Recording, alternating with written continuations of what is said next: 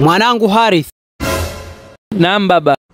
Mama yako umri umeenda bana, kachoka sana.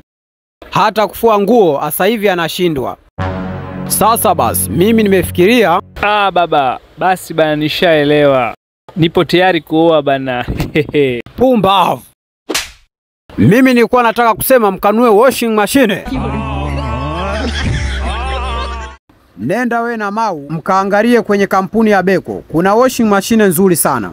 Ni mashine zenye nguvu, zinazofanya kazi kwa ufanisi na kuosha nguo zako hadi zinakuwa safi kama mpya. Na sio washing machine tu, pia wana friji za ubora wa juu zinazohifadhi chakula chako kikiwa fresh muda wote. Friji hizo zina kazi 3: freezer, chiller na friji. Zote ziko ndani ya kifaa kimoja.